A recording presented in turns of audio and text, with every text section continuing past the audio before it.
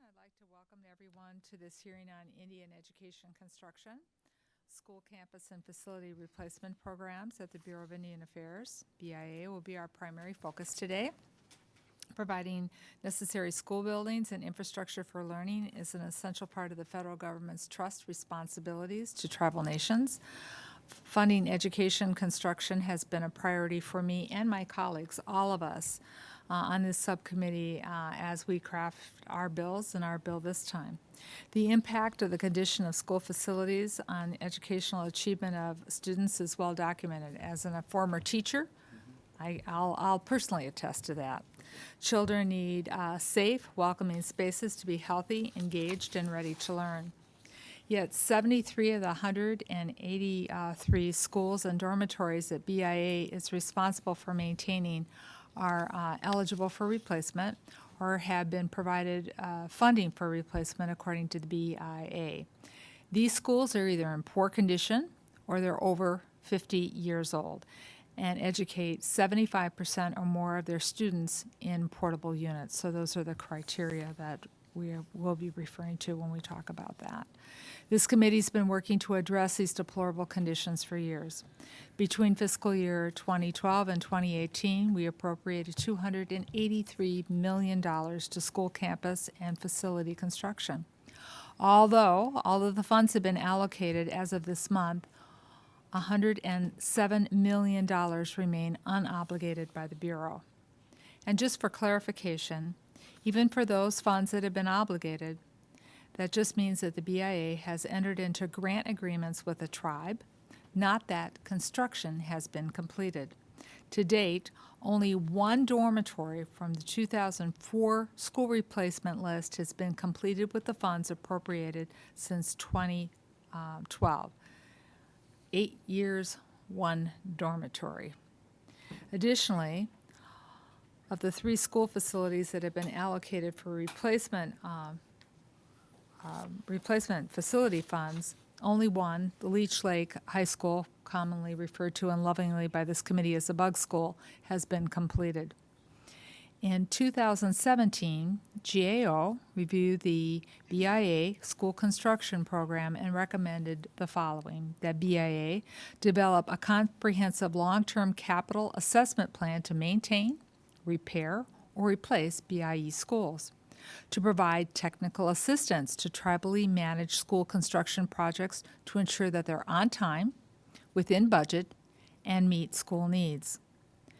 And another point is to develop guidance and maintain contract grant administration documents for the BIA and tribally managed projects to ensure accountability.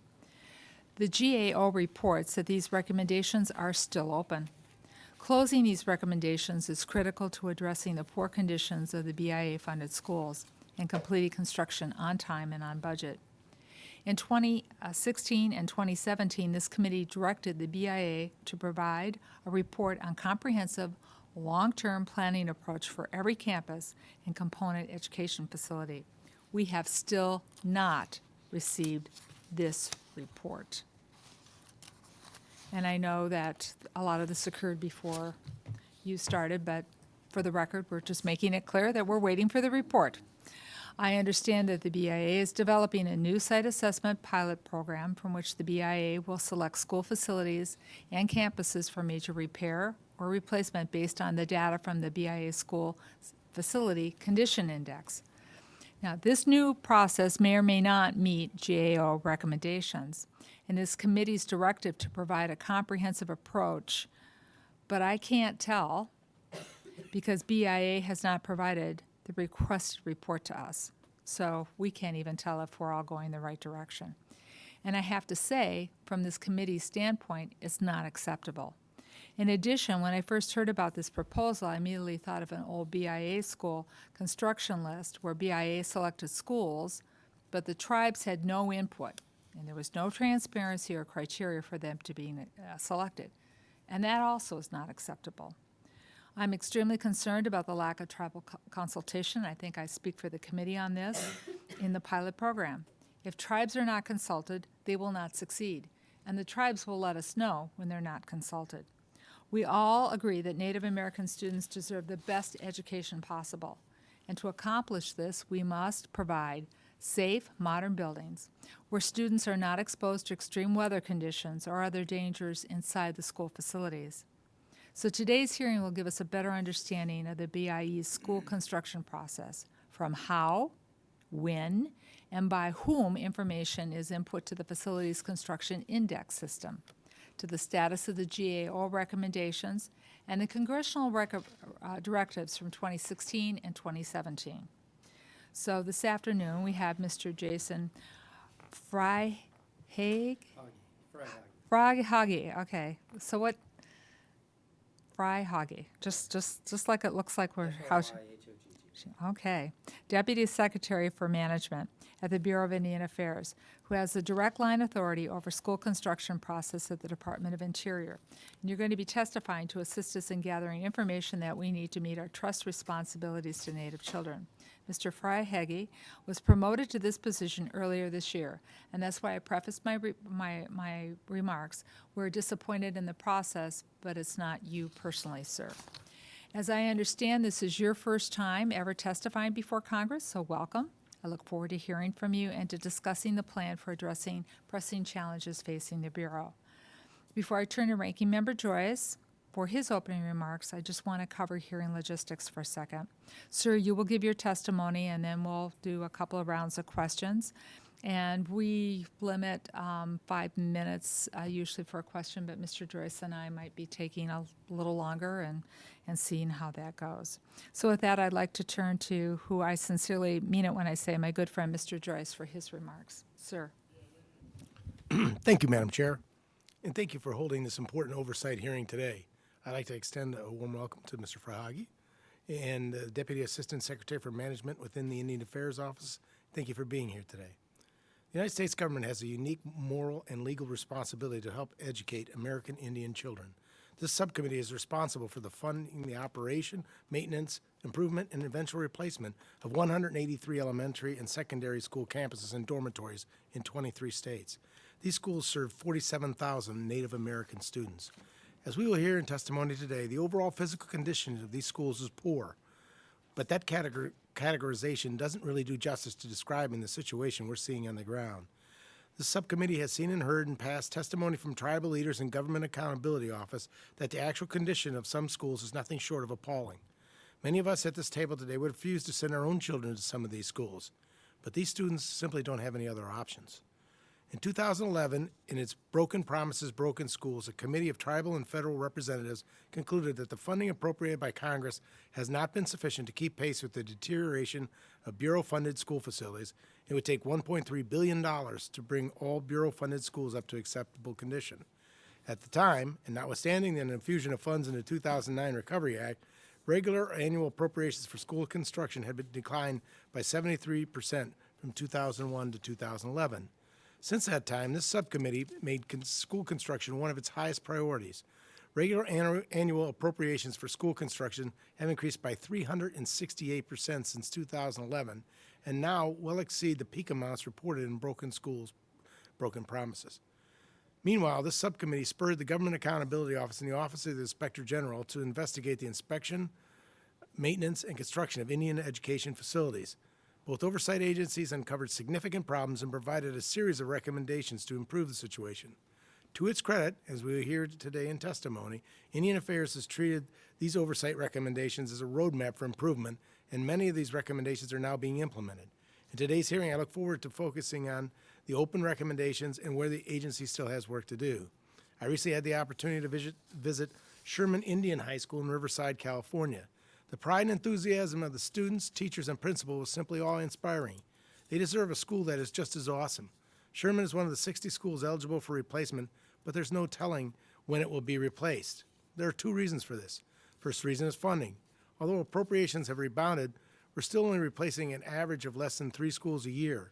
Assuming level funding, it would take 27 years to replace all 60 of the eligible schools. To her credit, Chair McCollum's mark for fiscal year 2020 would cut the replacement time almost in half to 14 years. As we enter conference negotiation with the Senate, how fast we're replacing schools is going to be a central question. For several years now, the subcommittee has been looking for ways to replace schools faster. That's why we've pressed the agency to look at alternative means of financing school construction. I applaud the department and the Gila River Indian community for piloting the first such project under the authority of Section 105L of the Indian Self-Determination Act. Replacing schools faster is also partly why most of us on this subcommittee are co-sponsors of H.R. 1225, the Restore Our Parks and Public Lands Act, which, if enacted, would provide an infusion of up to $325 million in additional appropriations for school maintenance and construction.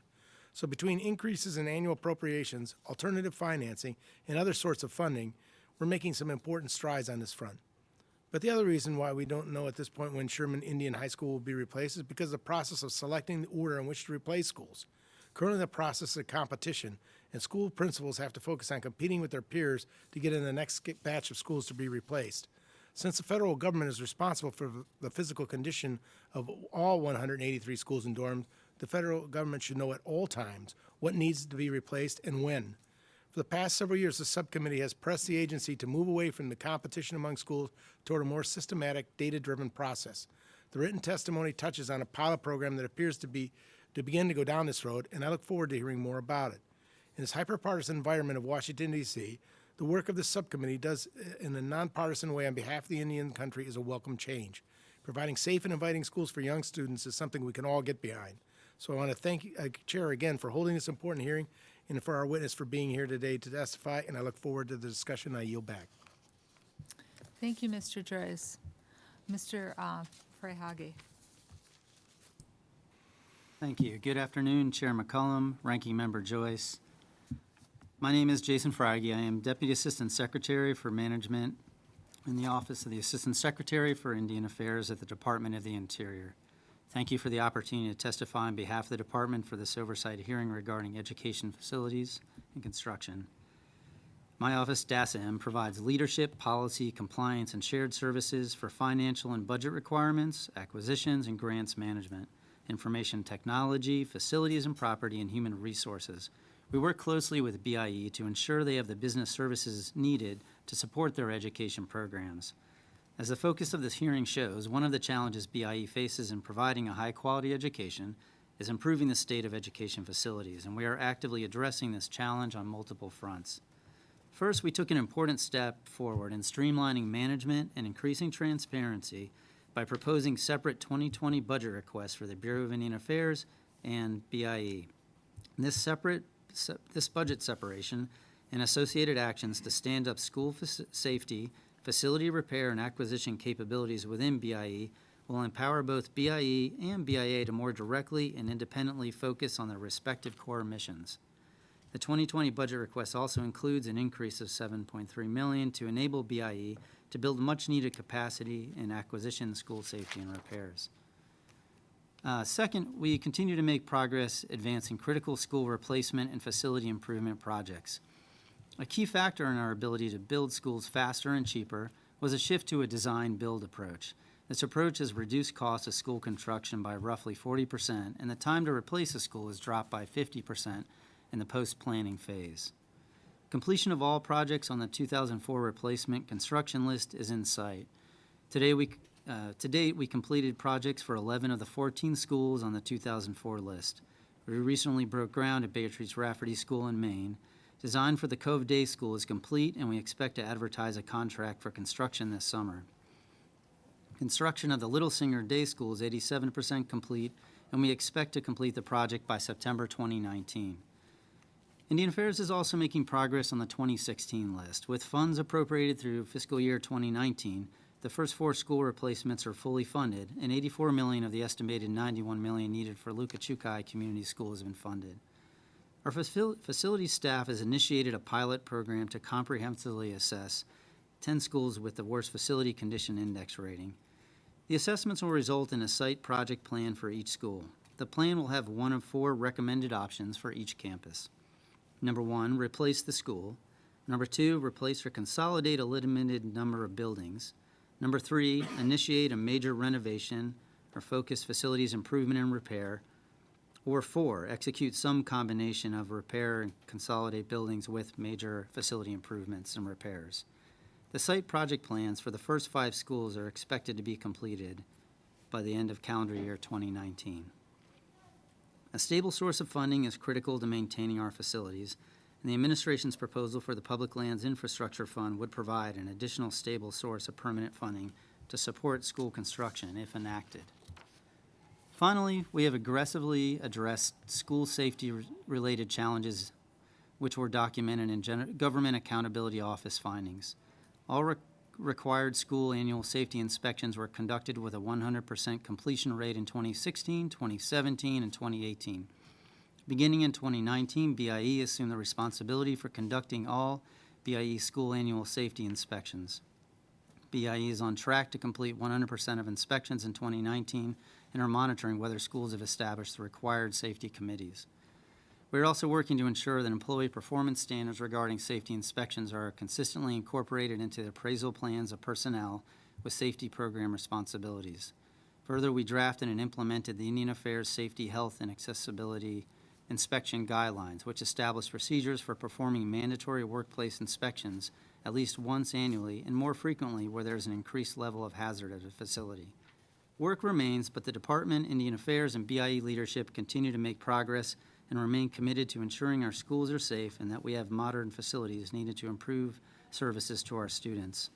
I would be honored to answer any questions that you may have. Mr. Joyce, would you like to go first?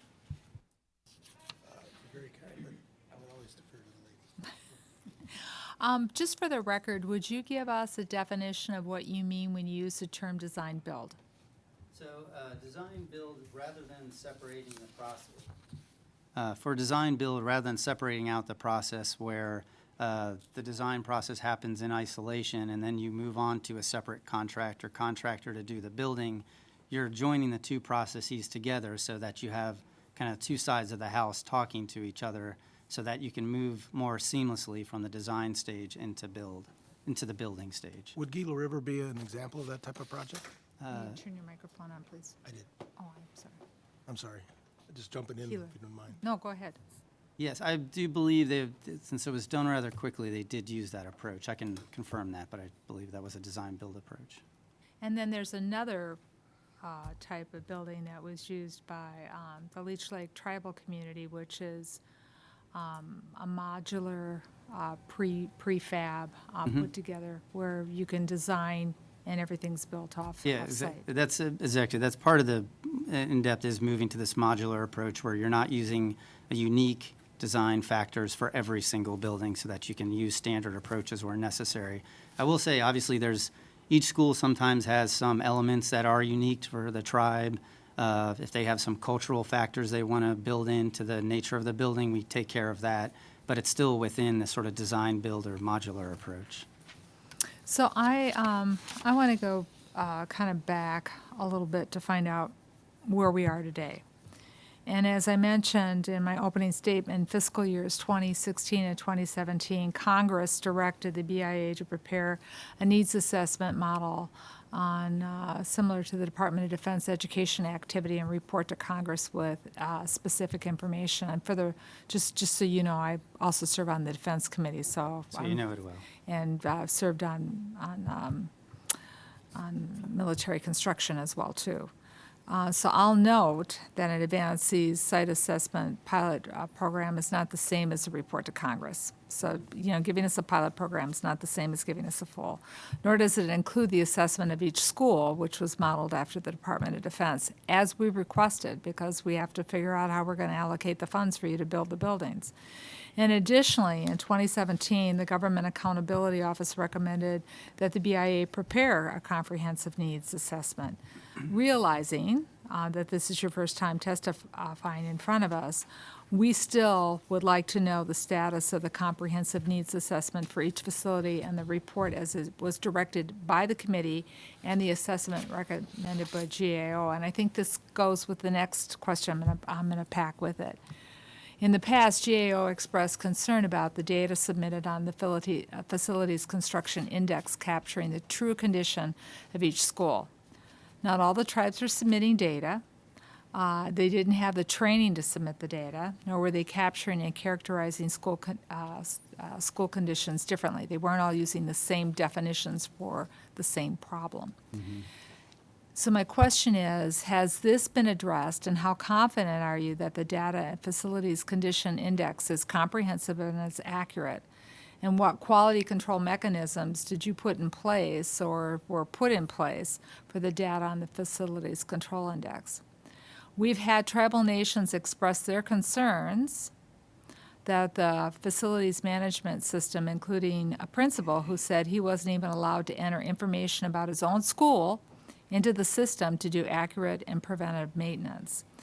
So how confident can we be when we do see this comprehensive needs assessment that the index and everything that was used, you mentioned that schools had been looked at again, inspected again, because the first inspection report that this committee saw back, what was that, 2 years ago? It was pretty shocking, people doing inspections from schools by sitting in their cars. So what kind of confidence can you give us that we're going to see a report and it's going to be a good one? Yeah, well, maybe I'll kind of I'll start with the second question because it leads into the assessment. So I think definitely we're feeling more confident with the data, and one reason is because we have been regularly completing the inspections over the last few years. So that alone, just having the regular inspection data input is a key part.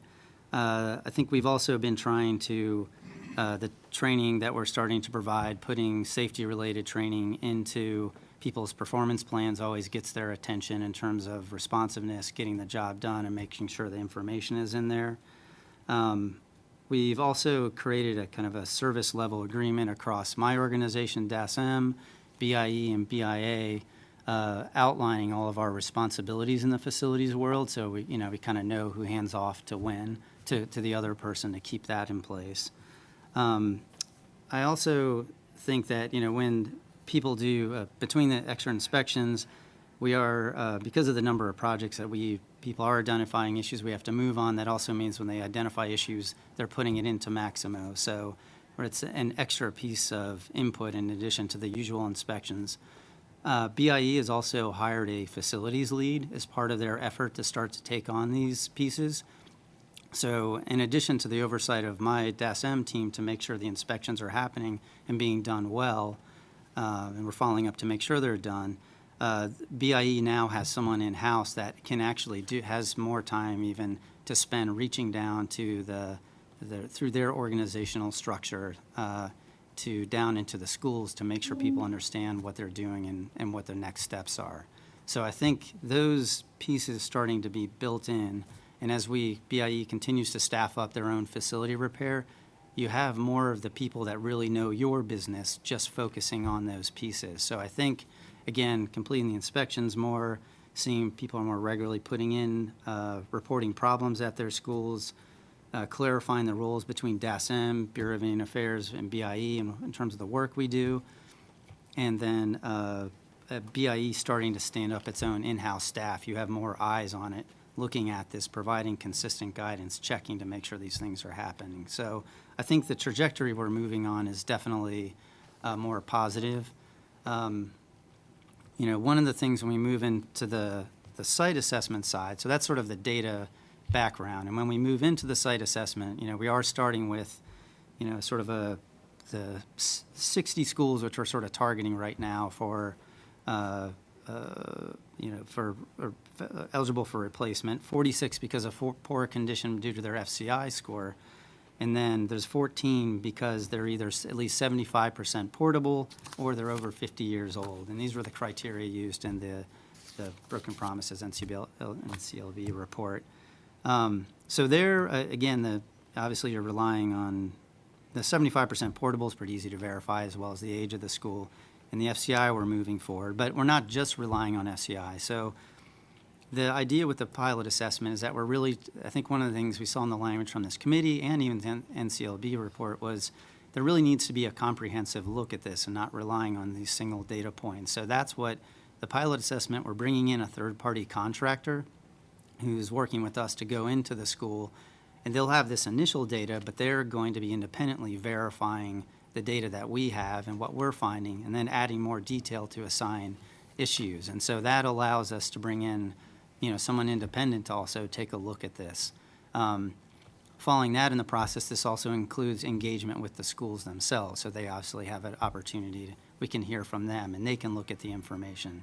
So I think one of the things we're seeing in this is that we're bringing more eyes into this. We're bringing in a new layer of data that really allows us to look at the problems in the schools. I think the last go-around was more of there was more of the application-driven process, which didn't make it as easy to comprehensively assess looking across the schools. I think one of the things I heard from both of you is data-driven and sort of a fairness factor.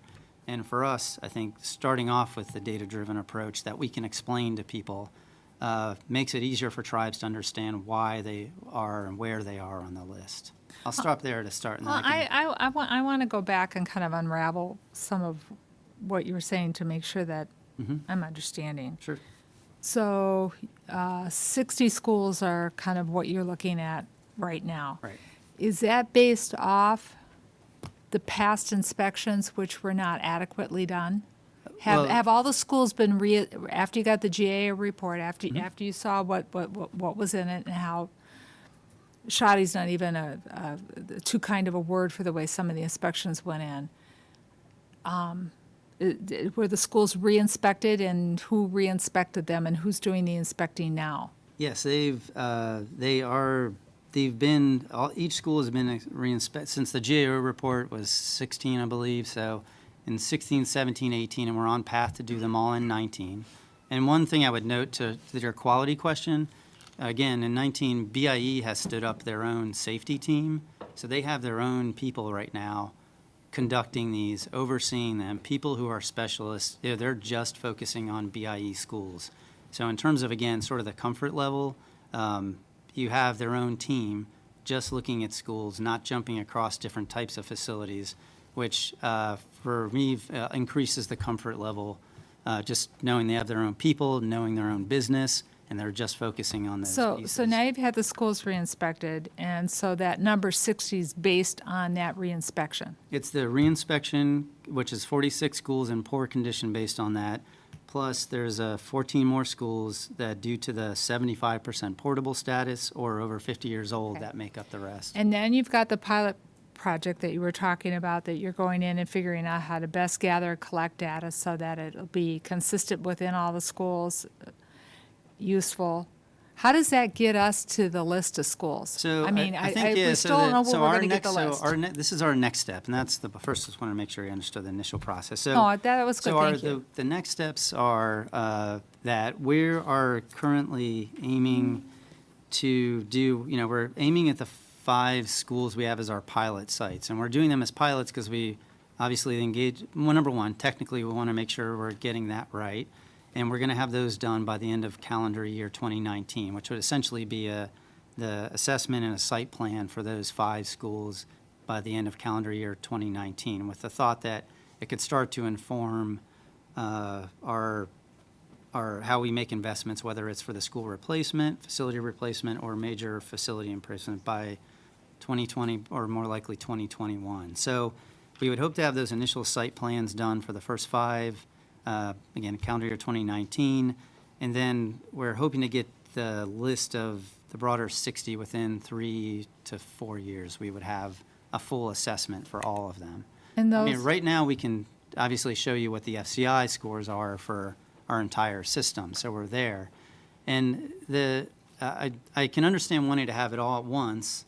The one challenge we found, and just the reality of our funding pattern, is these more in-depth assessments have a more limited shelf life.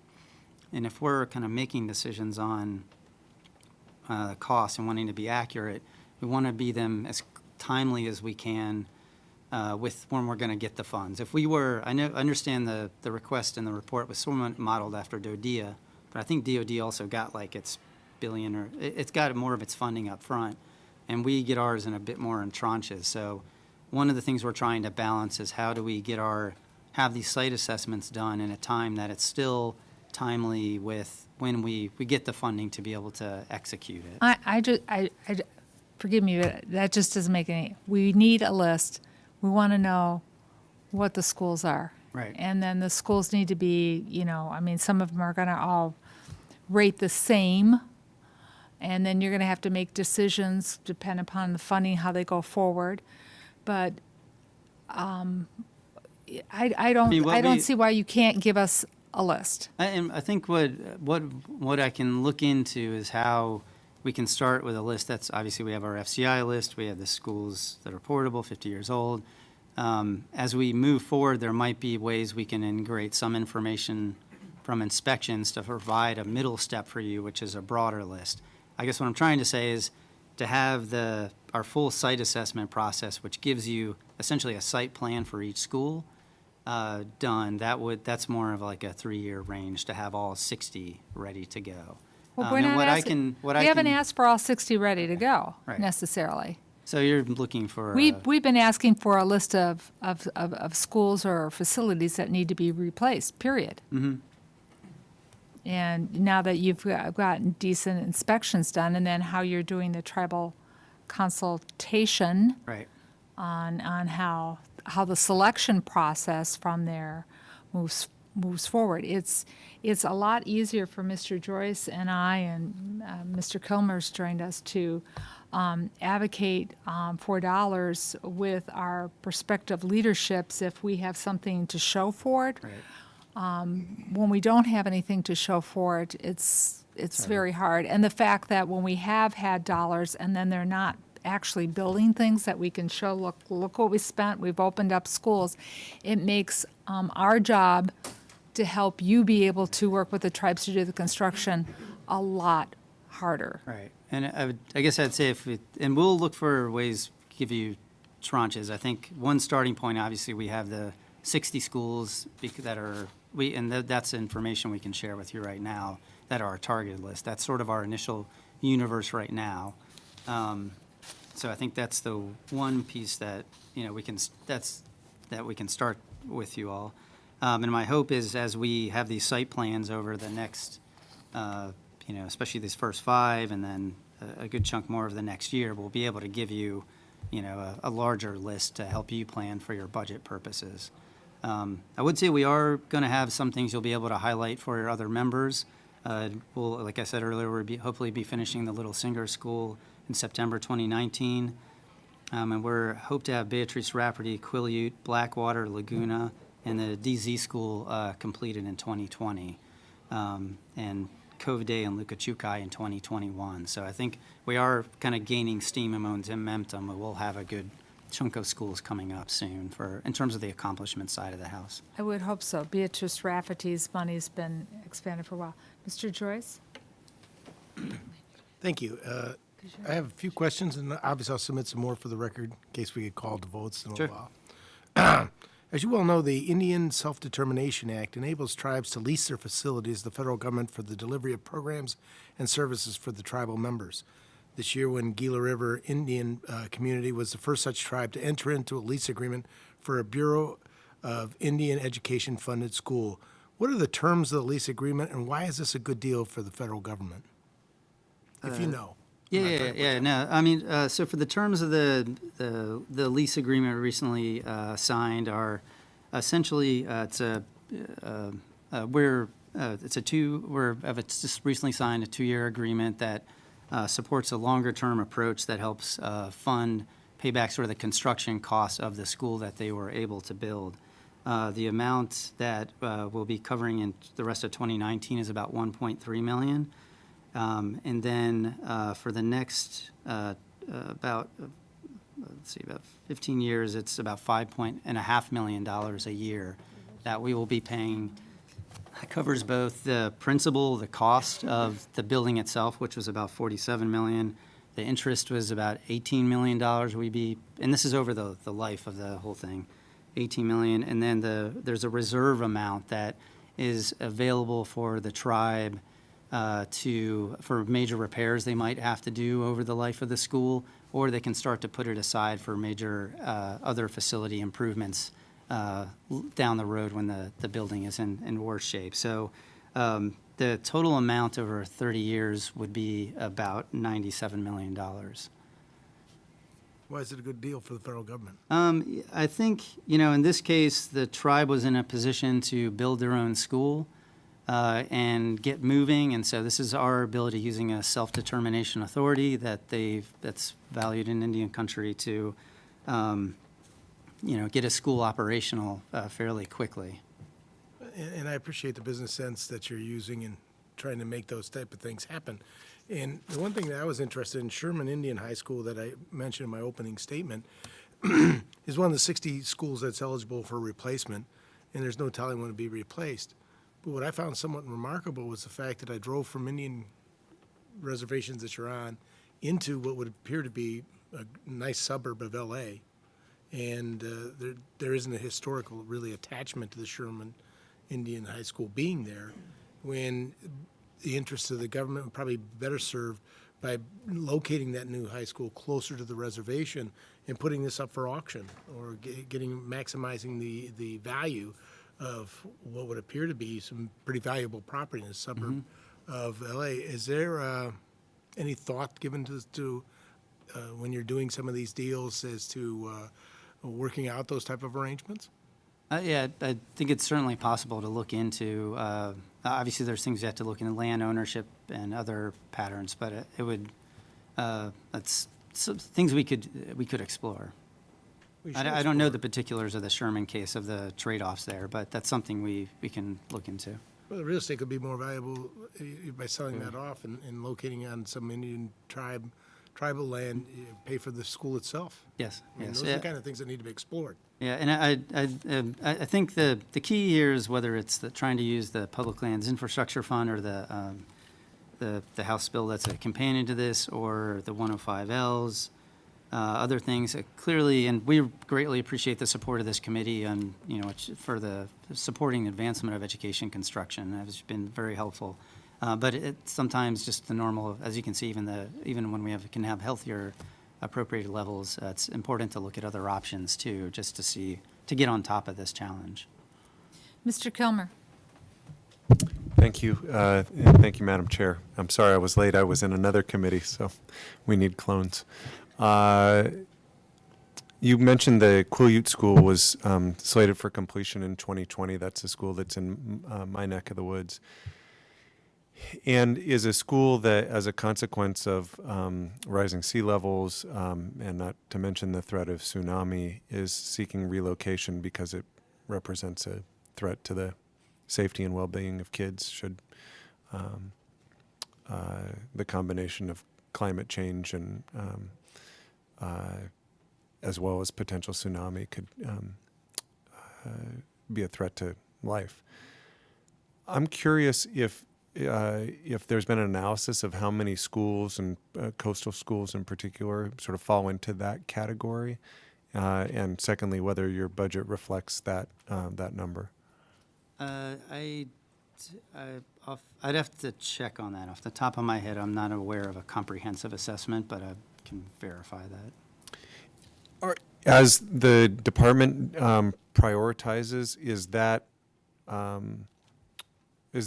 threat something that's top of mind? One of the factors we will be looking at in our site assessments is we do have kind of an environmental factor, and so I think that's where some of those types of conditions could be taken into account. I mean, I guess it goes a little bit beyond environmental, though, right? Because if you're at sea level, it is truly a threat to safety. Right. Well, yeah, and obviously, yes. So that's something I'll verify that we're looking into those pieces. Okay. But obviously, it's sensitivity to being in a flood zone is an issue. Yeah. Thank you. Thank you, Madam Chair. So I want to talk about student population and student growth. And I know from living in school districts and being in local government that can be challenging to figure out your student population sometimes. Mm-hmm. The U.S. Census, however, indicated between 2016 and 2017, Native population grew 1.3%, which is consistent with prior years. And it's also consistent with the estimates from the Indian Health Service, which estimates an annual population growth of 1.8, so pretty close.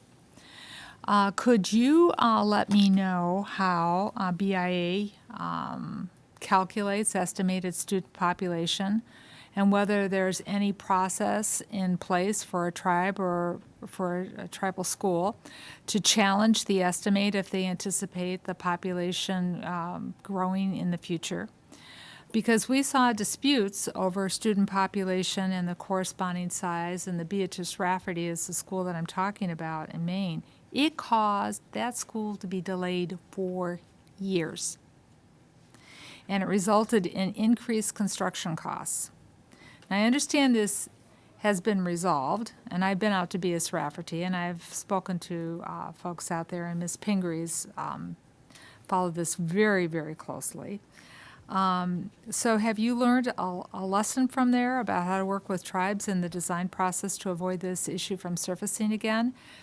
And the thing that struck me as very odd, the tribally enrolled members know their enrollment. And they know where their kids are going to school if they're not sending them to Beatrice Rafferty, as an example, because of the condition of the school. Mm-hmm.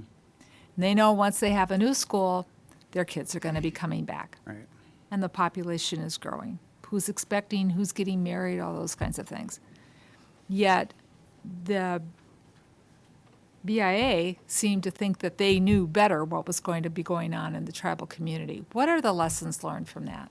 And I think in general, our approach is we use this ISEP standard student counts from BIE, which should be based on enrolled members, I believe, from the tribe. So that's what, because we have to pick a point of some piece of data that we can rely on, and so that's what we get that information from BIE. I think because at some point we have to pick a standard that we can use across systems. The growth factor is a little harder to predict, so that's where we go. I think one of the key lessons learned when Beatrice Rafferty was really, and this just in general, in the question of like how do we better manage construction and speed things up, it is really getting that agreement on what we call it the program of requirements. Once we have the student count, how does that formulate into the space that we would allocate? Working with the tribe on those kind of unique, even though we do the design, build, and modular, we leave some room for some unique factors. For some schools, maybe they want to have a hunting workshop in their school or something. There are some very unique things. So getting that agreement on the program of requirements up front, which is basically this is what the school is going to look at, how we're allocating the space based on the student count, and having that everybody in the same wavelength and agreeing to that is, I think, the key lesson learned we had is specifically from Beatrice Rafferty, but from some other sites also. So if I understand you correctly, you get the number from BIE. Mm-hmm.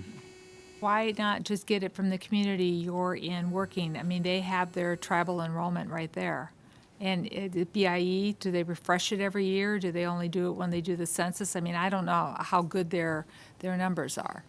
I believe it is regularly done because it drives a lot of it's not just our space, but other program formulas.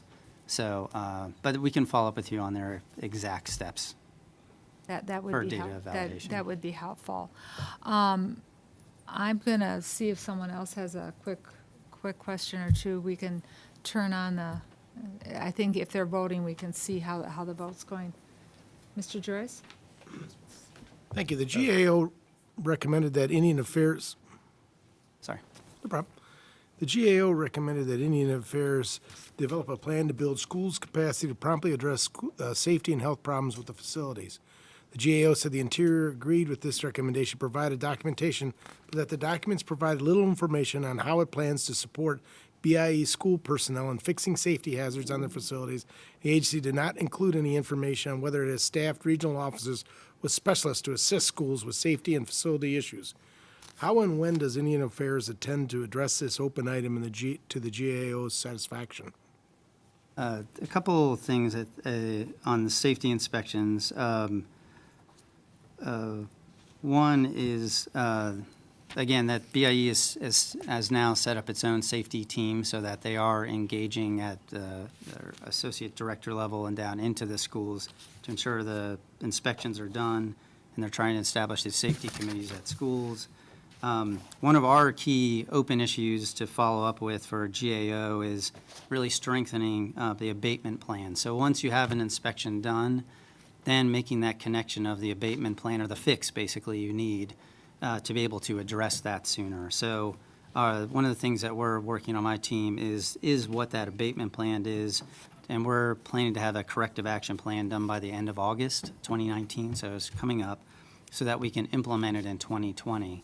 And we feel like that's one of the key steps, and the inspections are happening, but why is it taking a while to get to the repair stage? And so for the condition of school facilities kind of safety GAO report, that's for the big piece that we're focusing on right now, which I think will help connect the people to the projects and getting it done in schools. They also recommended that you assign responsibility to a specific officer official to develop and implement a plan to assess employee safety training and needs and monitor employees' compliance with Indian Affairs safety training requirements.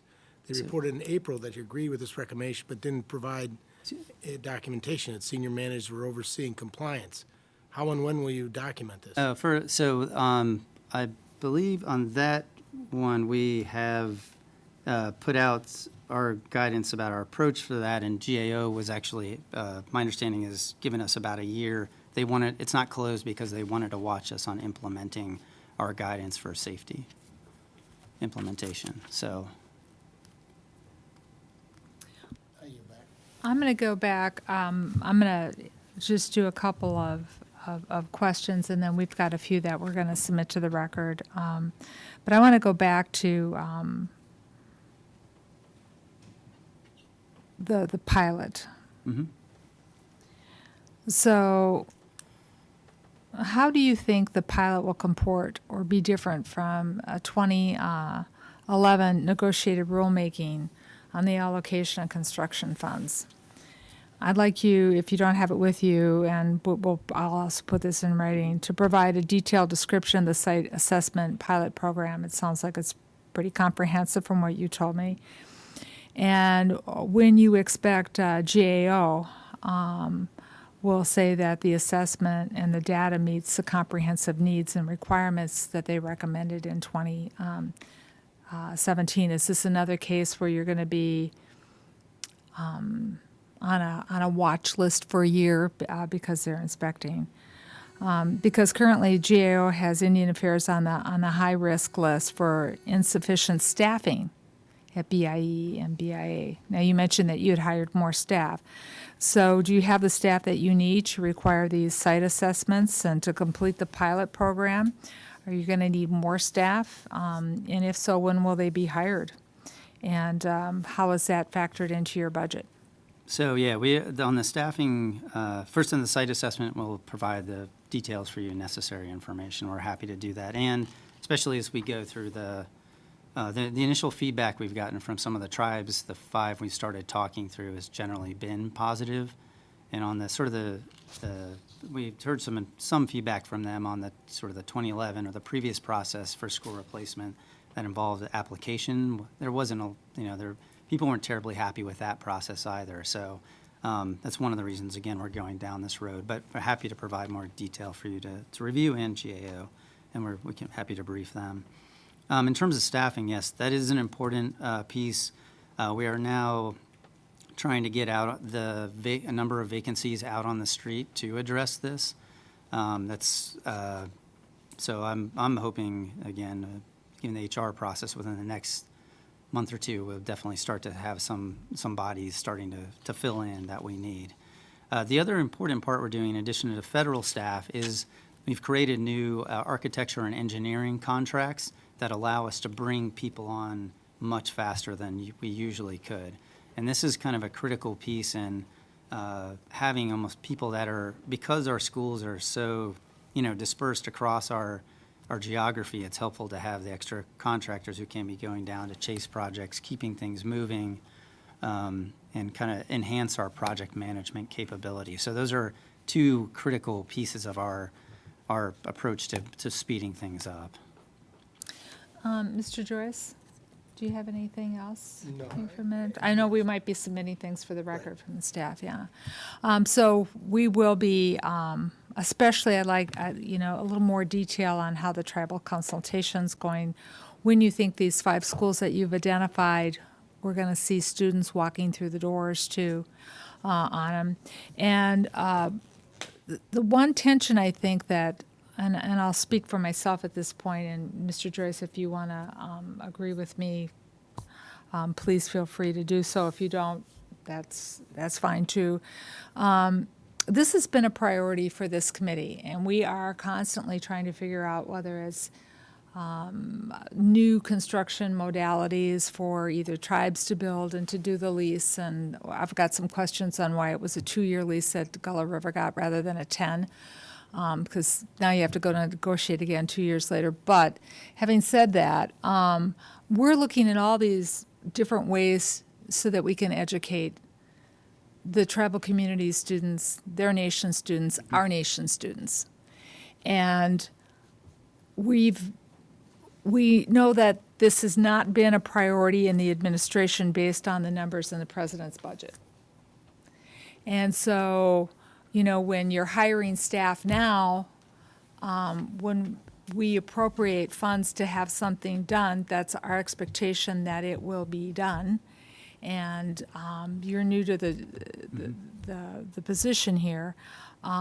We don't want to see delay drag on because it frustrates the tribes, it frustrates us, and quite frankly, it's not fair to the students.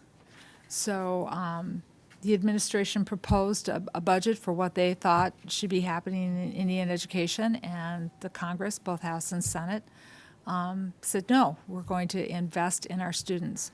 So we're going to continue to do our oversight. And we will submit some more questions. I want to thank you for your testimony. I want to welcome you. We look forward to working with you in the future as we move forward and resolve this. But I just wanted to reaffirm, Mr. Joyce, our firm commitment that the House and the Senate, but the House in particular, has made this a top priority to work on, and we are going to be doing our due diligence to make sure that these schools are built in the most timely and effective manner for these students. Mr. Joyce? I certainly concur, and the point I was bringing up, but in case I wasn't clear enough, was the idea that sometimes the real estate can be more valuable than the school and the fixing up the school. And if we can flip the real estate, take that extra money and put it towards schools, we need to be Yeah. looking at all the options on the table. I think, yeah, we're definitely, as you're seeing, we have the 105s, we have the proposal for the Public Land Infrastructure Fund. We're open to looking at other options to see what we can do, because it's just real. We have the same, and our assistant secretary has the same sense of urgency to get down the list here and try and improve in services for students. And that's why having a blueprint, a best practices, different options for tribes to look at, where they can be consulted on it, might lead to more creativity and more schools being built in a quicker fashion. And I think that's I know that that's what the tribal nations want for their students, and I'm sure you share that goal with the committee. With that, the committee is adjourned. Thank you again for Thank you. coming, sir.